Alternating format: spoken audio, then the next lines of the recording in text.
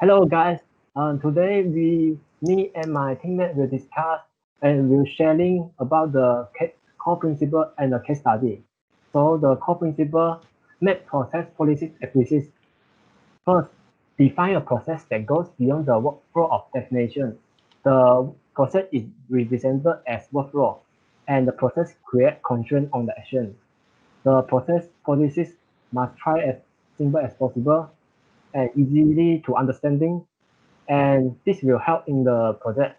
Discussion on existing and proposed policies will help to identify what the team feeling and opinion, and this will create a healthier working environment. Example type of policy, selecting new work, how to prioritize the work item from the backlog, work in process limit as policy, what is the maximum amount of the work item in each column, capacity allocation and balancing, how to make the process in a smooth and sustainable state, and the definition of done, what is the criteria in order to release the work item. The figures show that the policies for different set of work. So the another core principle, use models to evaluate improvement. Kanban has a limitation or inefficiency in the business process. Therefore, the improvement opportunity become important to the team. So we have to brainstorming and help the team to generate the improvement. So for example, the gathering data on the system performance, such as lead time, cycle time, work in process, and the delivery throughput.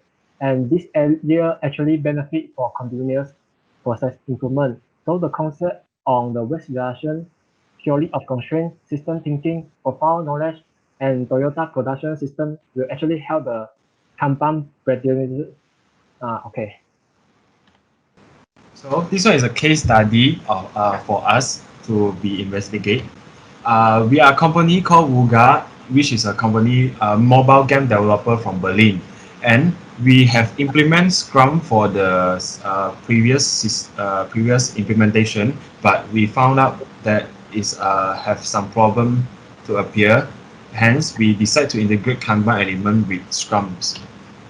This is the current state of the project, which total work allocation equal to 20, and work item type we have 3, which is new feature, enhancement, and maintenance. And for WIP limits is represented by the column of the cardboard, which will be shown later.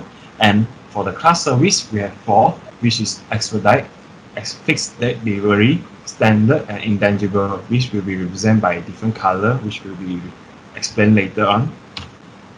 For the first one is cardboard allocation by work item type and limits. Cardboard is to show activity happen to the work, and we draw column to represent the activity performed.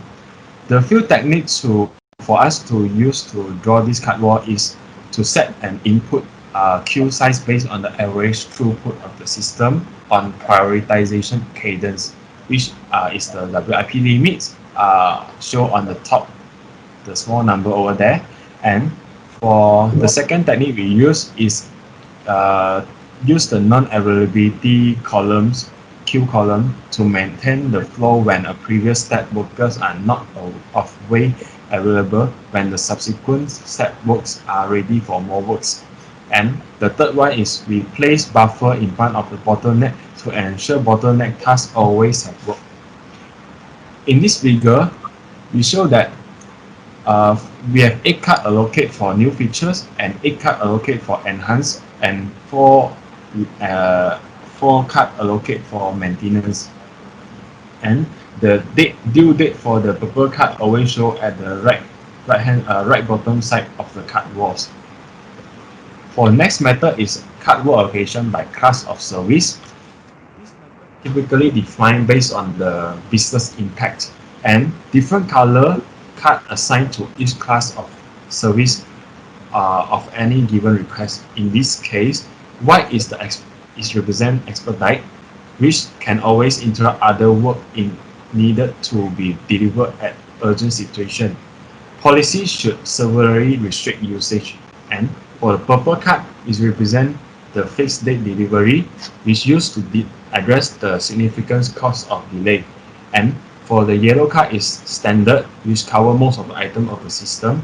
And for the green card is intangible, which is important but not urgent task. That's all from us. Thank you.